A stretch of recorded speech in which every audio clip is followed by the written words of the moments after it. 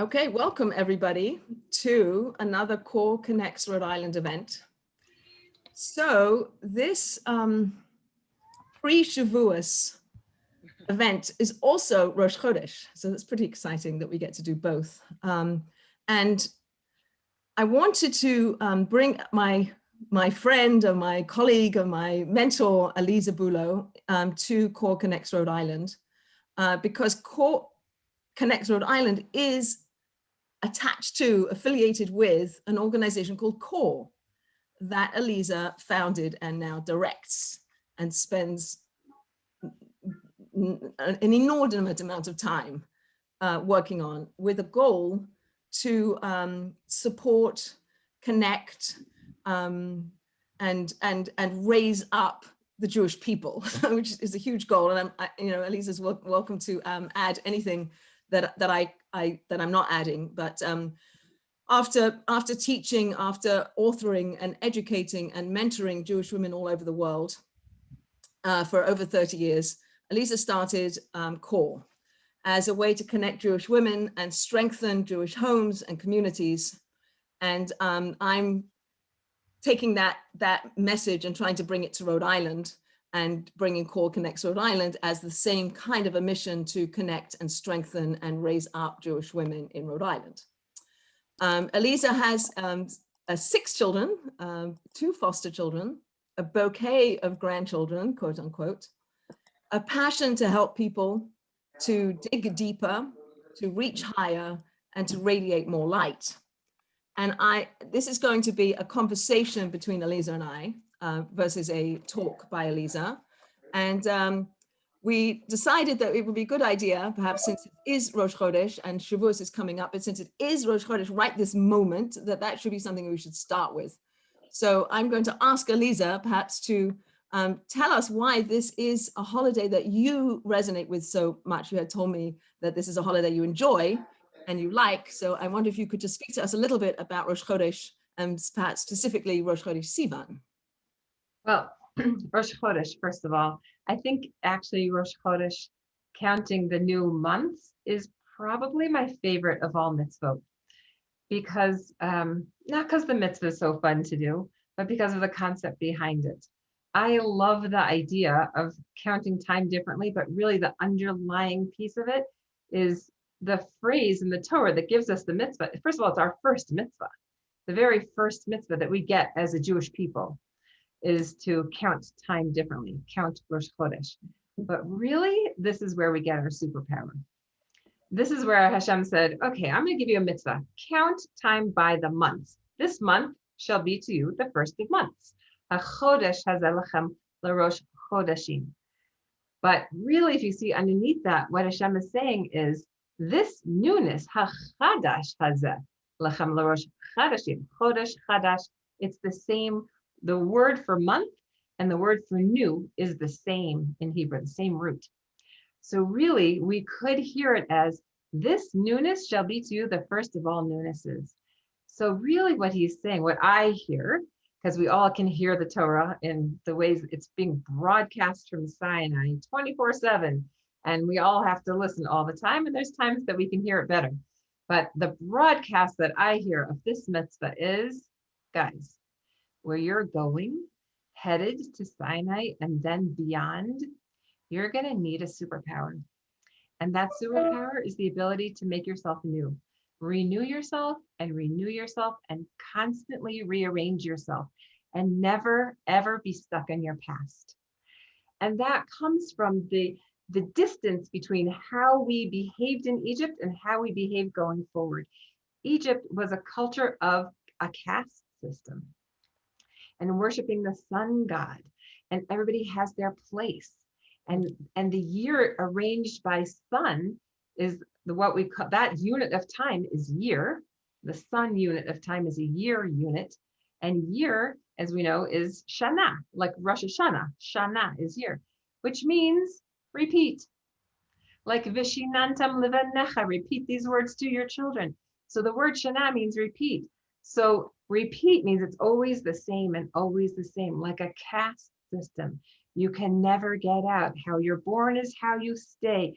What you've been told is what you have to do. And you're stuck in this place. And when we came out of Egypt, Hashem said, look at the sky. And I want to tell you right now, you're never stuck how you were born, ever. You could always make yourself new. And every single month, every single day, you have the opportunity to wake up and say, I am fresh today. And my mother told me that often, you're so fresh, but I am fresh today. And I can make a new start and I can reinvent myself at every moment. And that's what I love about Rosh Chodesh, is that investment of the superpower into the Jewish people, that knowing our future and where we're headed, we would need this quality to constantly remake ourselves. So that is what Rosh Chodesh is about, is actually creating a space for us to step forward and be completely new. Every time we decide we want to be, we have that opportunity. So this idea of newness leads us, I think, to think about change, doesn't it? Is it about how to change? How do we change? How do we become that new person? Like it feels like, oh, well, I am who I am, and this is who I am. Right, right. So that's not a Jewish thing to say, I am who I am, and this is who I am, right? We're constantly, and unfortunately, we've been tumbled through history, sometimes more roughly than other times, where we've had to make new starts, but where we've had opportunities to make new starts. And Israel today is known as the startup nation because we start up. Again, something my mother told me very often. Don't start up, right? But we start up. We start up a lot. And we like to make new things and new ideas. So we constantly have that capacity to make changes.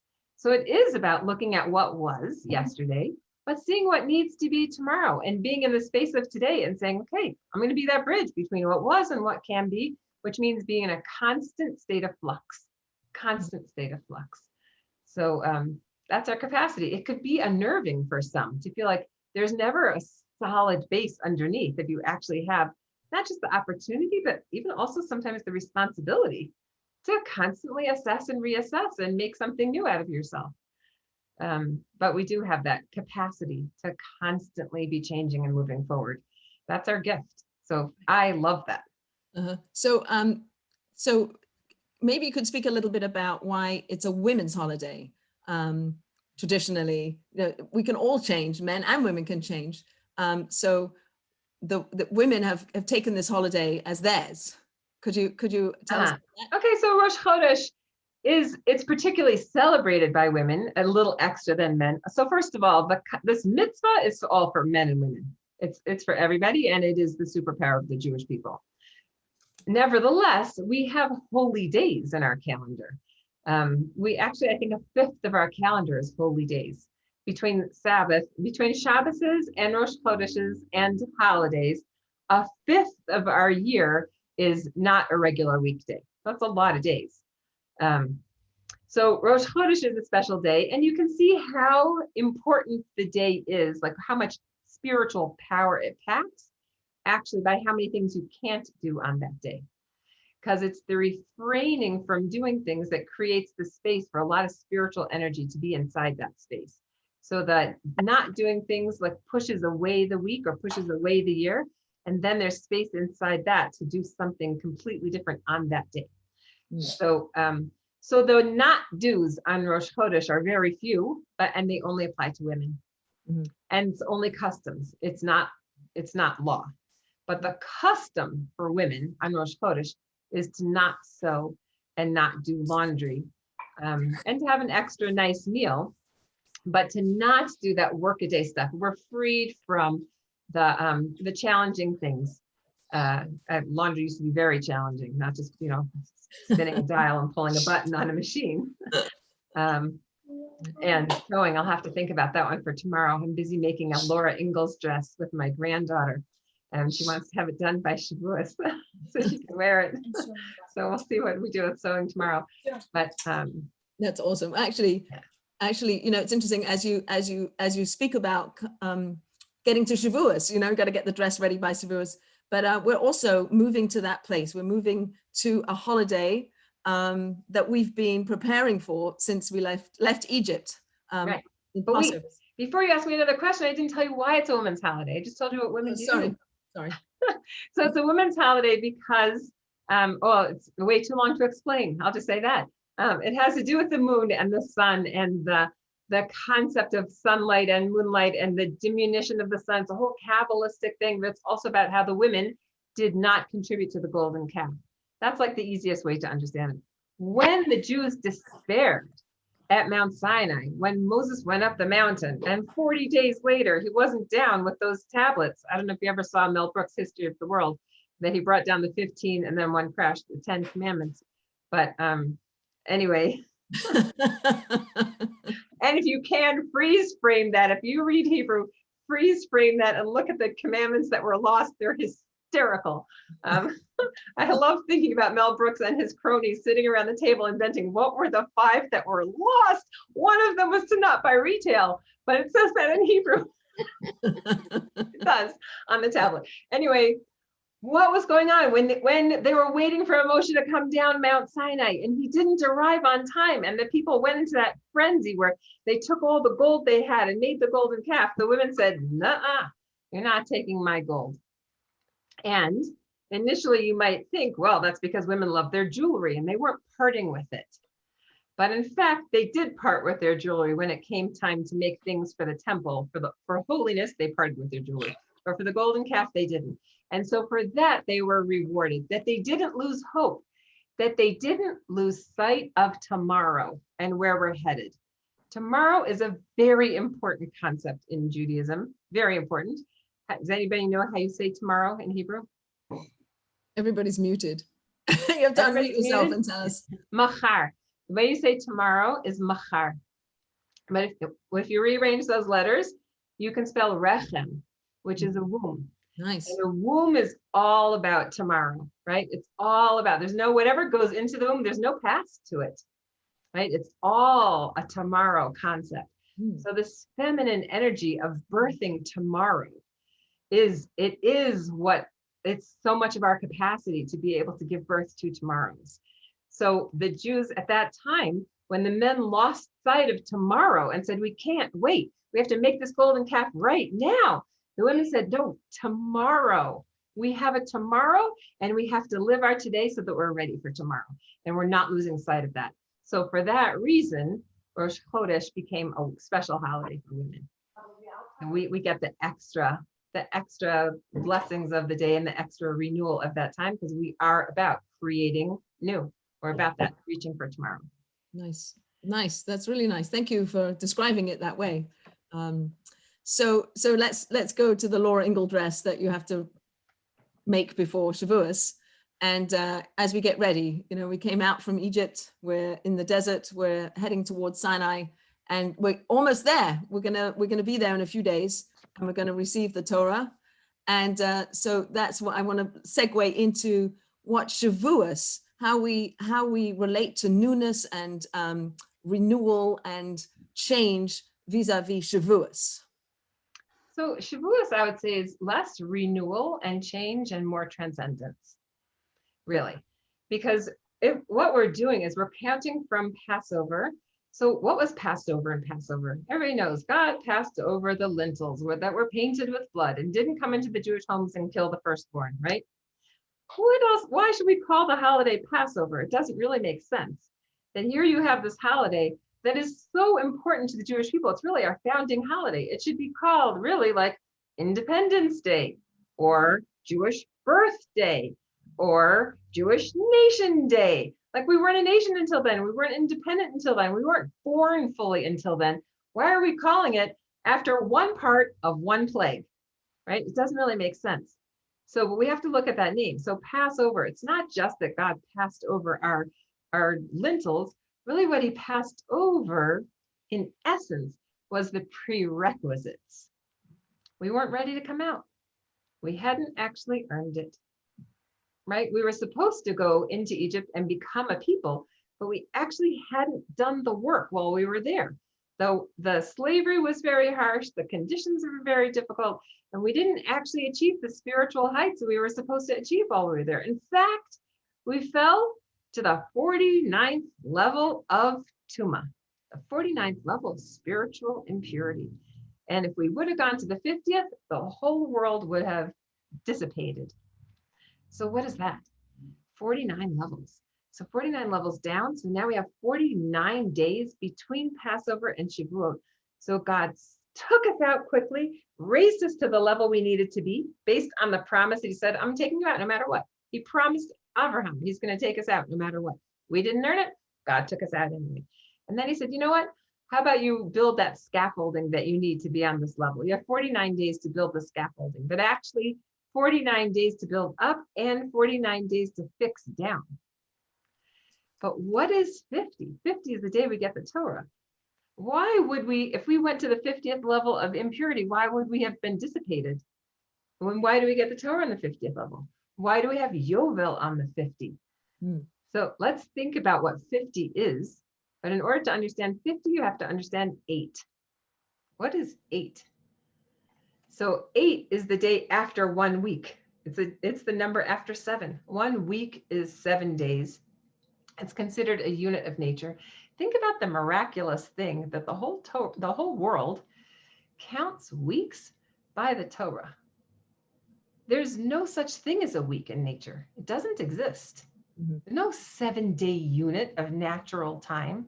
There's 365-day units of natural time. That's the sun's, the Earth's revolution around the sun, right? The sun, yeah, there's the revolution around the sun. Make sure we're heliocentric and not geocentric, right?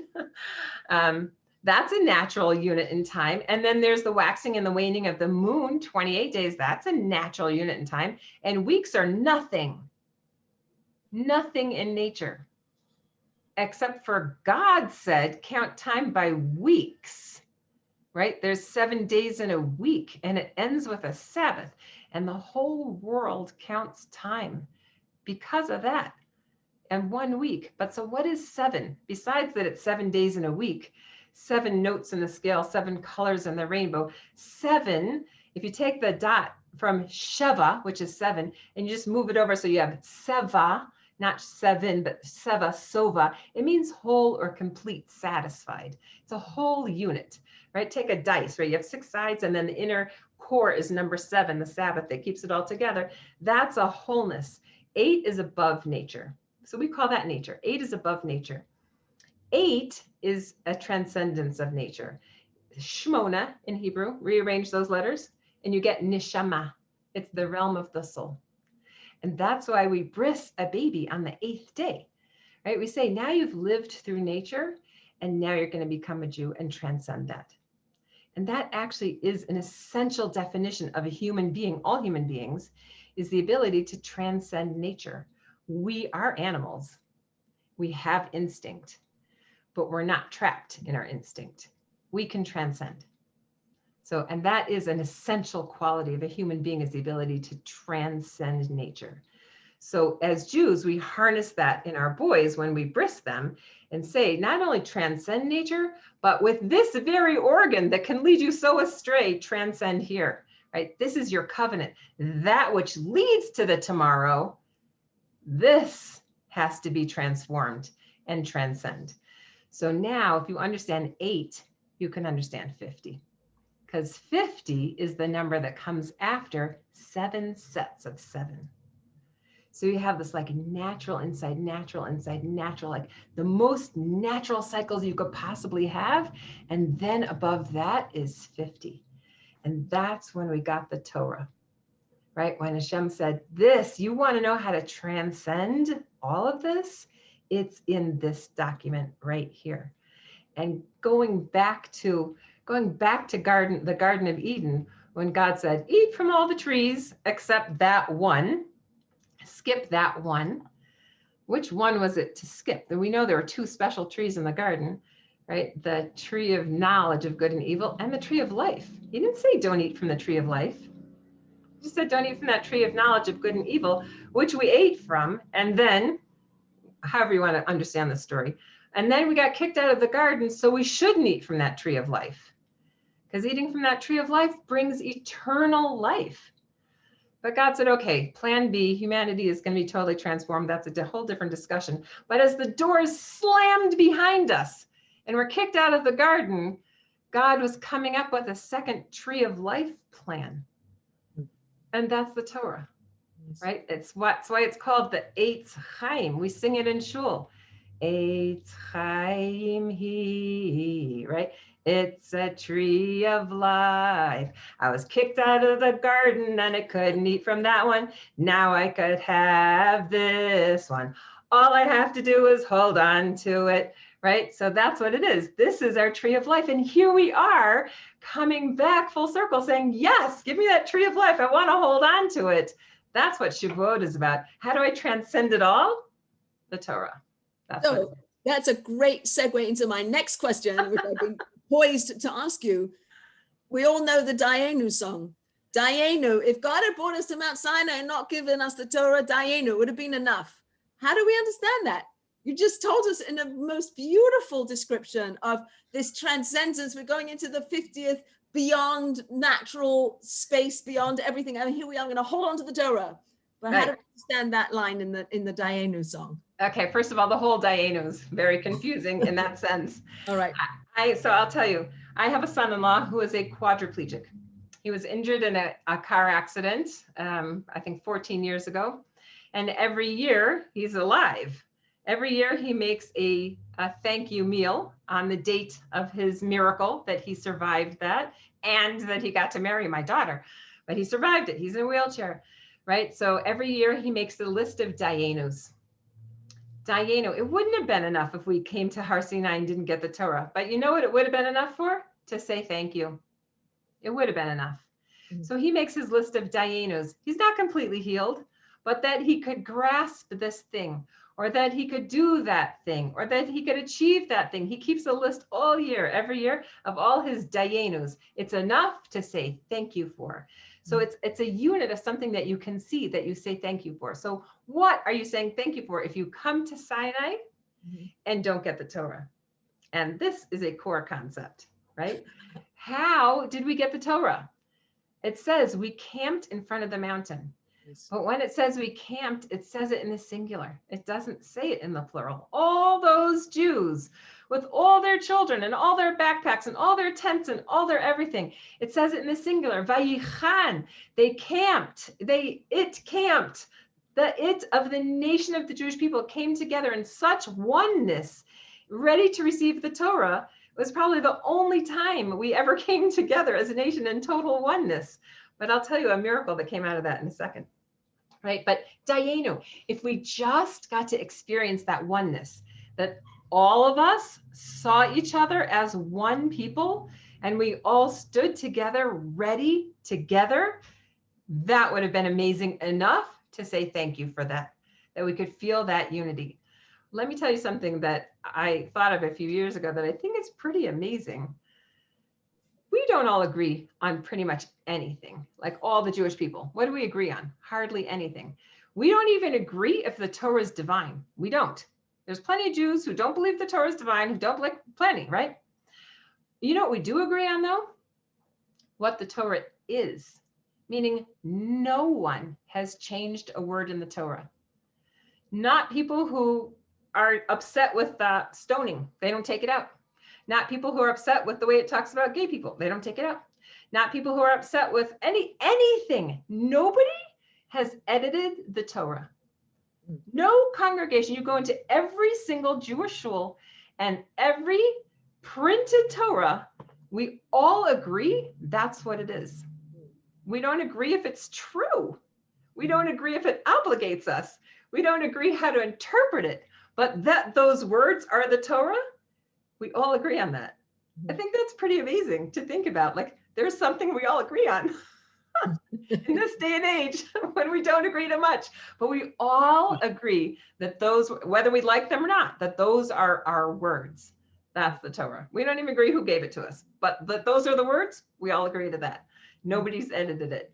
So I think that's pretty amazing. It is pretty amazing. Do you think there's a way for us to, do you have an image of the Jewish people being united? Can you imagine that happening in our days? I really feel like that's a Mashiach hope. I don't see how we're going to get there by ourselves, but I do know that that's where we're headed. And that is why I founded CORE. Really, CORE is about connecting the Jewish people to each other. It really is. It's about nothing else than that. I mean, we're connected to Hashem and we're connected to the Torah, and we have a strong Torah in the world right now. There's a lot of people learning Torah. And God's always as strong as God's going to be. We don't have to acknowledge God for God to be strong. I don't have to worry about God's integrity, but I want to worry about the Jewish people's integrity. Like, and it's not even continuity that I'm worried about, because God promised that too. I'm not worried about that. Like, I hope everybody's kids marry Jewish. I hope my kids marry Jewish, and whatever. I hope all of our children do. And even those who don't, I hope they still feel like they're part of the Jewish community in the whole world. But that's what I'm working on, is that we should feel connected to each other, that we should reweave that social fabric of the Jewish people and appreciate, just like it says on the fancy clothes that you buy, and it has that little tag that hangs off of it and says, what does it say? It says, like zhlubs and distortions in this fabric are part of what makes it beautiful, right? Whatever it is, it says on silk when you buy raw silk, and it says that, right? So that's what I think we should think about ourselves as a Jewish people. Like, I want to reweave the social fabric, and all those imperfections that are in it, that's part of what makes us beautiful. That is the beauty of our fabric. We just need to weave us together. So that is a vision that we have as an ultimate vision for the Jewish people, and we are still in the place of separation right now. Yeah. But we're working to bring it together, Bezrat Hashem. Yeah, absolutely. I was thinking about, you know, the way that we encamped around the tabernacle, and we all had our own flags, like each tribe had a flag. So we weren't the same, but we were all united around the Torah, or God, in the middle. Right. One people with many pathways. Yeah. It's one people with many pathways. We had 12 separate tribes with 12 separate pathways that were all fine. Yeah. So one people with many pathways, but we are one people. And we do need to work on making that. That's what we got from camping in front of if we would have gotten to Har Sinai and wouldn't have gotten the Torah, and we would have felt that feeling of oneness, Dayenu. Yeah. That's something geschmack to feel. Yeah. Have you ever felt it? Have you felt it in your life? Felt a sense of oneness, or felt a sense of connection to all the Jewish people? Yeah. I'll tell you, I had an amazing experience. I'm glad you asked that question. I am too. I had an amazing experience in Israel. So before I went to Israel, I was 16 when I went to Israel. But in 1977 and 1978, 78 and 79, when I was in high school, I worked to help release Jews from Russia, and did letter writing campaigns in my high school. I bought airgrams. I babysat. I went to the post office. I bought airgrams. I got addresses of refuseniks. I brought it to my social studies class in a public high school. My teacher told me I could have a whole hour, the whole class. And I taught them about Russia, and I taught them about Jews in Russia. I taught them about how they're trapped, and about how we can give them inspiration, and we can all write letters. And I passed out airgrams, and everybody wrote letters, and we mailed them. And it was a thing and I wore a bracelet of a refusenik, and it's okay. Now I go to Israel, it's 1980. And I'm studying in yeshiva in Israel. And all of a sudden, one day I look out the window. I'm on the 3rd floor in Kiryat Moshe, in a small apartment building where my yeshiva was. And all of a sudden there were buses on the streets, like just school buses and city buses just appeared. And people were pouring out of the buildings, getting on buses. And there was like an electricity in the air. And everybody said, Joseph Mendelevich has been freed, and he's coming to the airport.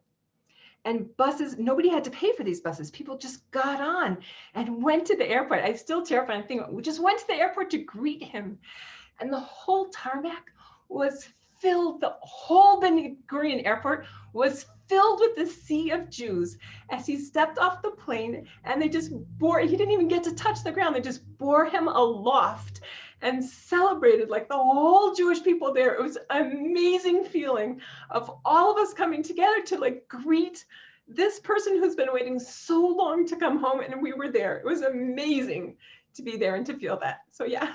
Wow. And I bet all those people were all sorts of different sorts of people, right? Oh my gosh. It was like the whole Israel went. Everybody went. It was amazing. Yeah, it was very special. Yeah. I mean, I can't beat that. We can't beat that. But we can speak about last week in Meron, where people were in Tel Aviv, everybody giving blood, whoever you were, Arabs giving out water, and there was a sense of togetherness. I think we saw that last week. I don't want to not talk about the Book of Ruth. So I think if we go there next, it is a book that we read on Shavuot. And I wonder why you could tell us in your lovely way why we read the Book of Ruth and what it is that why we read it now. Why is that the Megillah that we read now? It's actually a fascinating question. And if you think about it, like here we are receiving the Torah and we're reading the story of a convert. Like we're the Jewish people and we're supposed to be feeling, we had Passover that ends in Shavuot. It's like, this is the birth of us as a people. First, we're born as a people, and then we get our mission as a people. It's the most Jewish time, and yet we're talking about bringing in outsiders. So what is that? So first of all, actually, all of us were converting at that time. That's one reason why we have the custom to eat dairy for Shavuot, because as Jewish as we were beforehand, we didn't have the Torah yet. So as soon as we got the Torah, all of our old food was not kosher because it wasn't made in accordance with the kosher laws that we just got. So we couldn't eat the meat that we had killed before. So we were all like fresh converts there.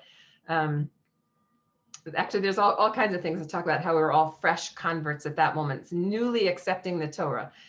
But we have Ruth, and she actually brought a lot of special things into the Jewish people. It's fascinating. First of all, she's the grandmother of King David. And I learned from Rabbi Rosner that Jews make good leaders, but they don't lead Jews well. Meaning Jews don't like to follow that well. But to lead the Jewish people, it's possible that some non-Jewish blood was necessary for that leadership. And so first of all, Ruth brought in some non-Jewish blood into this Jewish line of the line of kings of the Jews to bring some leadership capacity that wasn't there genetically, whatever that means, spiritually, genetically, in the Jews. So a little piece of extra quality there. So that's one reason why she brings something important. So let's think about, what do converts bring to the Jewish people that the Jewish people need? So they do bring genetic diversity. You know, all the Ashkenazic Jews and worrying about Tay-Sachs can say thank you to every convert for bringing some genetic diversity into the pool, right? We need that. So they bring actual physical genetic diversity. But they also bring ideas. They bring in a diversity of ideas. So as difficult as the convert can be, coming from a place of not acculturation and not deep roots back to Sinai, but converts bring a breath of fresh air, and they bring a different opinion in too. And that's important. We want that as a Jewish people. It's easy for us to, with all the difficulties that we have, to kind of get stuck. And if we look back at our very first mitzvah, which is to remake ourselves. So converts remind us, actually, you're never stuck how you were born, ever. Anyone who chooses to lead forward with the Jewish people can step in. If they choose to receive the Torah and to do what it says, they can step forward and become a leader just like everybody else, but they bring in a fresh insight. They don't necessarily have the roots, but they also don't have some of that transgenerational trauma behind them. Right? They can bring in a fresh connection with Hashem and a fresh connection with the Torah, fresh connection with the Jewish people. And we need those fresh connections. You know, sometimes as a family, we get really annoyed with each other. And sometimes families behave better when there's a guest. So who becomes family? Who becomes family? Who becomes family, right? But somebody comes in, and they can bring a new way of relating and a new way of relating to Hashem. Like, I'll just give you a for instance. One of my friends who's a convert told me that when she says the Shema, she closes her eyes and she starts saying the word Shema. And as it comes out of her mouth, she imagines the whole earth. And she says the word Shema Yisrael, and she sees it encompassing the entire planet. And she surrounds the entire planet in the embrace of the Shema. And she hugs the whole earth while she says it. Who ever thought of such a thing? I thought it was so gorgeous when I heard her tell me. I was like, oh my gosh, I've never said Shema in such a way. like I'm uplifted by this. She totally shifted the way I could think about saying the Shema. And the same person, she's in her 80s.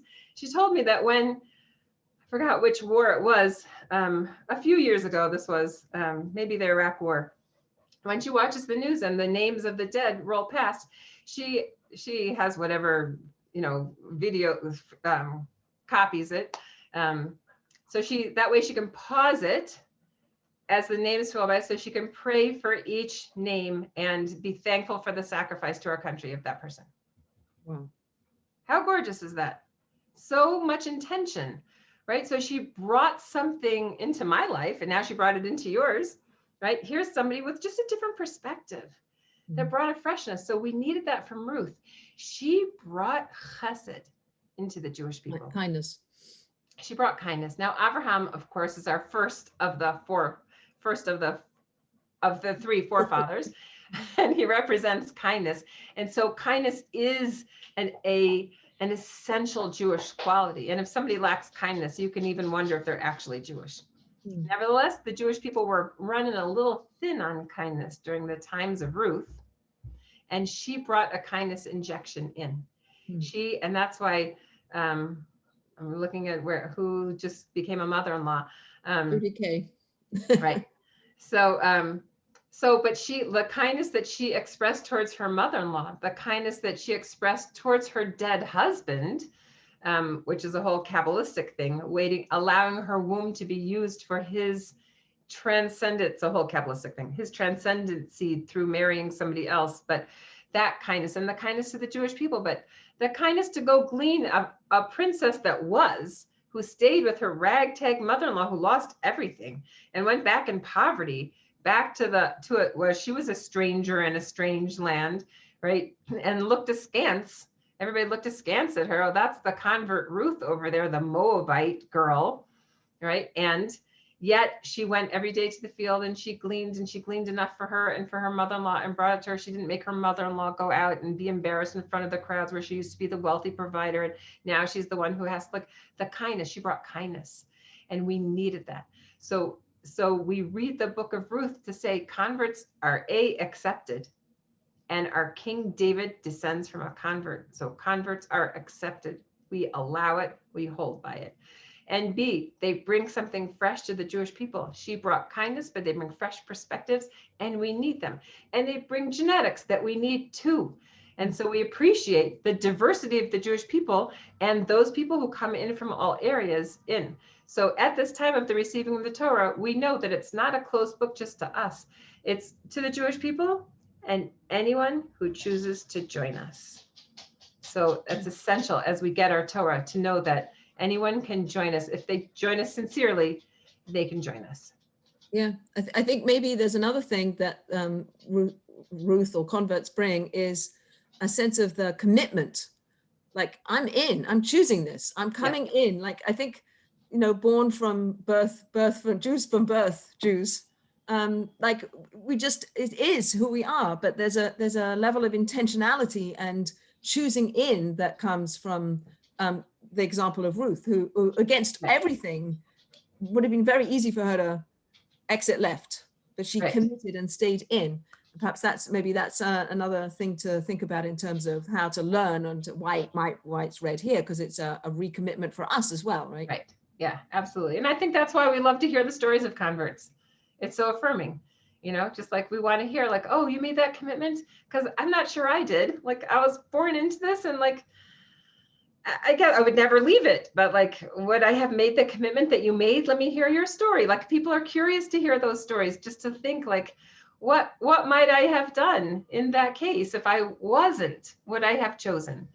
So I think it's interesting just to think about it. People like to hear how did you choose? How did you choose? Would I choose to? Would I have done that? Right. And so I wonder where that choosing in from Ruth came from. Like, where did she get that strength to say, I want to follow my mother-in-law, I want to stay here? I hope that where she got it is from the light that Naomi shined in the world. Nice. Because if you understand really who we are, our job as Jews is to be that light unto the nations, that or legoyim, right? Our job, and that's why our tiny little sliver of a nation is placed at the crux of 3 continents and an ocean, so that everybody passes through us, that everybody should see the light shining out from us. And that's also a reason why we're scattered across the planet. Everyone should see the light of inherent human dignity, the light of universal education, the light of blind justice, the light of nations should live together in peace, the light of families should be cared for and tended to because they're the building block of communities, right? Those lights shine in the world through us and our behavior. And as people, really the ultimate plan is, as people see that light shining, they should look at us and say, wow, I want to be like that. Teach me what that is. How do you shine so brightly in the world? So here Ruth is in Naomi's home, and she's watching Naomi and her behavior with her husband, and then her husband dies and her sons die, and she's watching Naomi and she's watching Naomi. And Orpah is there too. And she's also watching, but Orpah says, you know what? I kind of liked being a princess and I kind of don't like the poverty. So I see the shine and everything, but I'm going to go back to the material. And Ruth says, actually, I think this shine is the shine that I want. I want this pathway. And Naomi says to her, it's not easy, this pathway. I mean, you have to be buried in certain places and you can't just be buried anywhere. And Ruth says, wherever you're going to be buried, I'll be buried. And she says, well, you can't go in every place. You can't go in certain inappropriate or immoral places. And Ruth says, wherever you go, that's where I'm going to go. And she says, well, you can't believe in everything. She says, whatever you believe in, I believe in that. I'm going with you on this journey. And so she says, okay, then come with me on the journey. But she sees the shine, I think, in her mother-in-law and wants to go forward towards that. So that's the commitment that she makes is I feel like there's a light here that I could shine and I want a piece of that. I want to figure out how to swallow the light so I could shine it too. I think that was her goal. There's a lot of metaphors of light, isn't there? The light of Torah, the light of our soul, the light of how we shine out into the world, you know? Yeah. Before I can continue asking you questions, if anybody has a question or wants to go back over anything we covered already, feel free to unmute yourself and ask a question, because I feel like we've said a lot, or Aliza has said a lot, and perhaps there's more that you'd like to delve into individually before I ask a next question. If anybody, Lisa, you look very anxious to ask a question. As I lean into the computer. Thank you so much. This is amazing. So we have a few more days, right, till Shavuot. Any suggestions on how to best prepare ourselves and get ready to receive? That's such a great question. Wow. I think one thing about getting ready, I mean, we have been spending time with the Omer, like counting up, but even if we haven't, like getting ready to receive, I think requires a place to receive. So it is part of actually emulating God in this world, is clearing out some space for another. So we understand that in order for God to make this world, if God is everywhere, how could this world possibly exist? I mean, the principles of physics tell us that two things can't exist in the same space. So we have this like Kabbalistic doctrine of Tzimtzum, that God got out of the way to create space for this world to exist in. So we live inside God, so to speak, right? And then God said, be like me. So what are we supposed to do? We need to actually get out of the way, move ourselves aside a little bit so God has a place to live inside of us. So I'd say that might be the work of the next few days, is to clear out a little space so there's what to receive into, right? To say, okay, Hashem, I don't know everything. That's one of the things that the yarmulke says. So the women don't wear it, but the men do.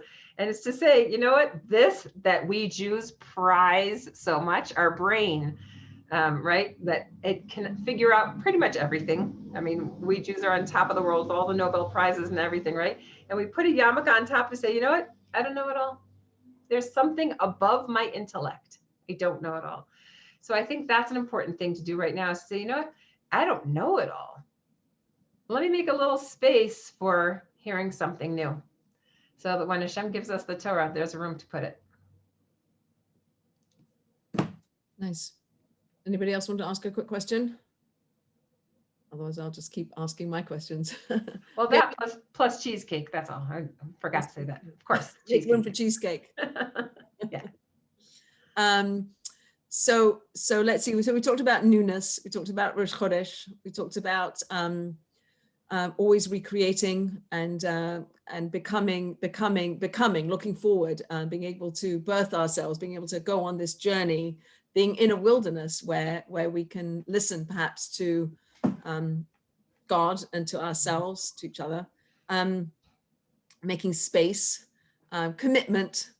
Anything else you feel like we should be thinking about that we haven't covered? Or that you'd like to tell us? Right. I mean, gosh, there's such good stuff. Let's see, what did I write down here that I would maybe, oh, let me just tell you one little interesting thing here. Just a little interesting piece about this month is Sivan. So we don't really believe in astrology, like in astrology sense. That's not a Jewish thing. Nevertheless, we do understand that the months all have their own energy, and that energy is somehow tied to the stars and the constellations that are associated with the months. So the sign that's associated with this month is the sign of twins. And it's one of 2 months that has a double sign. What's the other month? Does anybody know? Think through the signs. Pisces. That's right. 2 fish. 2 fish for Pisces. Good. Those are the 2 months that we received the Torah. That's our tradition, is that, you know, when we got the Torah, God offered us 2, right? That's the joke, as we said, how much is it? And he said, it's free. And we said, I'll take 2, right? So we got 2, the written and the oral. But then when we found out what was in the oral, we said, 1's enough, actually. And God said, actually, it comes as a pair. There's really not an option. So we weren't so thrilled with the second one. And it actually took until the Purim story for us to fully accept the oral law. So the Purim story is in the month of Pisces, in the month of Adar. The sign for that is also twins. So you have two signs of 2, and that's to represent the 2 Torahs. They have to come together. They are inextricably intertwined, cannot be separated. It's not possible. They are one. They're just manifested in 2 different ways, a written and then an oral. So so that is something. That's one reason why it's Sivan with 2 for this month. Yeah. Yeah, I also heard that that we left Egypt. We were like sheep. We were in the month of Leo. Is Leo sheep? And No, that's what sheep? in the month of Taurus. Whatever that was, Right. that we the month of Nisan. Nisan is a sheep, I think. Oh, maybe, yeah. And then we went into Iyar, which is the bull. So we became more Mhm. independent. We're starting to walk, and now we're ready to join. And now we're going into the twins. Oh, So it's uh-huh. like Yeah, a nice. progression as we get closer. So there's so much that you can tell us, and the way in which you tell it to us is very inspiring and very clear. I'd like to ask you personally, as you approach the holiday of Shavuos, and you are trying to help create space for other people and create space within yourself, and you're trying to shine light into the world. Like, how do you see this next 6 days till we get to Shavuos differently from what you're doing just in general? Like, in general, this is what you're doing. You're doing the Shavuos kind of work all the time. Is there something special about now? Like, how do you tap into this energy that is here right now? How do I? It's an excellent question. No, it's not the question. What's the question? I said that's an excellent question. I probably by giving this class, because I am constantly working towards this, and I don't really have much of a stop towards it. It does seem to blend one to another. Mhm. Right. I do want to give you a Laura Ingalls parable in a minute, but I would say that is really because, and the reason why I'll give that is because I actually did pause to do some sewing, and I sew very well. I'm skilled at it. I even went to FIT after college, Fashion Institute of Technology. I made my own wedding dress. I've made a few other wedding dresses. I used to sew when I first got married, to add in, and before China opened up, and then all those Chinese ladies can sew for much less money than Americans can. So that like killed my sewing business. But before that time, when I used to make baby things and wedding things, and I made nice, extra income at that time. And then I sewed for my kids, and then I kind of paused it. And now all my creative energy is going into core, all of it. And I really don't have time to sew. But my granddaughter, who's 8, and she have found all the dresses I made for my girls, all their Laura Ingalls dresses, and they're all very worn. And she's worn a lot of them, and she loves them. But my granddaughter's like a little string bean and my daughters were like little sweet potatoes. So she needs a different shaped dress. So I'm making her a dress that fits, that's for her with a brand new fabric. And just like when we're doing it together, it's been so nice to pause and take that time out of core, out of WhatsApps, out of writing, out of thinking, to like show her how you sew and how you pin things and how you plan it and how you can adjust the pattern and what it's like and how you put the fabrics together and being in that space. And it's been so nice to do that with her. But from that, I've always loved the Laura Ingalls story. I resonate very much with the whole pioneer spirit. Like that's part of that Rosh Chodesh energy that I love, is making things new all the time. Whatever you have, you can move forward with that. That's the energy of the pioneer spirit. So, and I realized that is the pioneers who pioneered out west. You know, they pulled their tiny covered wagons. They were small. They did not have a lot of room for that. And one thing they did not have room for in those covered wagons was food for the horse. So they didn't really want to take a horse. They took oxen. Oxen can eat scrub and they're very, very strong. They can carry a lot. But if you put it on their back, they can't carry that much. You have to put a wagon on them. They can carry a lot, right? So, but in order to carry a wagon, they need a yoke, right? So you've seen oxen with that double yoke. So what does it mean to accept the yoke of the kingdom of heaven? Ol Malchut Shamayim.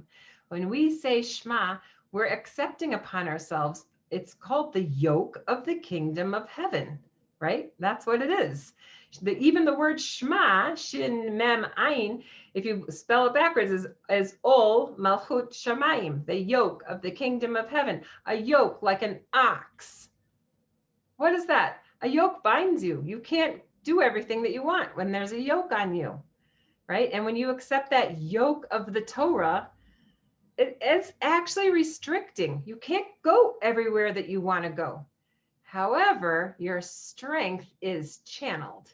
Your strength is increased, right? You can pull much more. You can really channel all that strength as you pull that whole covered wagon over the mountains and into the Oregon territory, right? You have a lot of power with a yoke that you can't go everywhere you want to go, but you can use your strength to pull what you need to pull.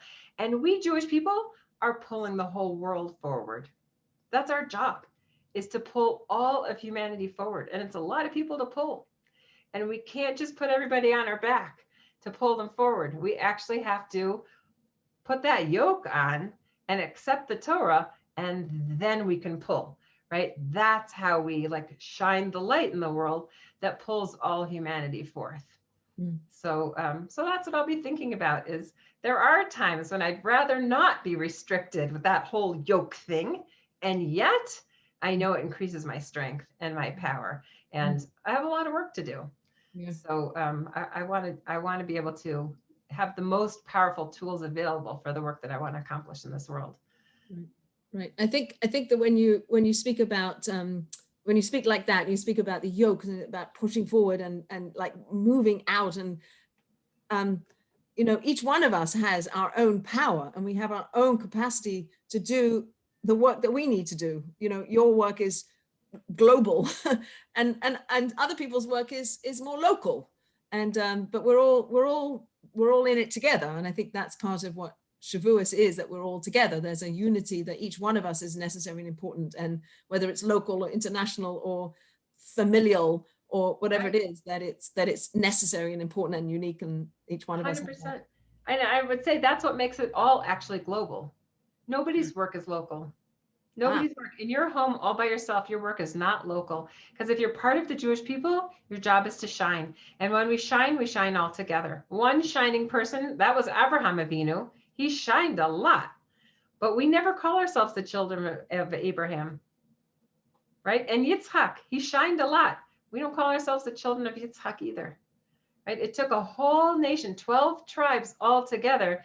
That's the children of Israel. We have to be a group. We need that light of each one of us bound together to shine enough to transform the world. So each one of us in our own in our own corner has to shine in a way that we're connected with each other. And that's the only way that we could shine enough that we light up the whole world. So do you visualize somebody in their house shining light? And it's sort of like this idea you told us about the Shema, sort of this big envelope around the whole world. How do you view the light that, like, I remember thinking, well, I'm in my house and I'm saying, whatever I'm saying, lighting Shabbat candles and I'm making a blessing. Nobody knows I'm making a blessing. Nobody sees that I'm making a blessing. But like, how do you visualize that in this light metaphor? I do see that for sure.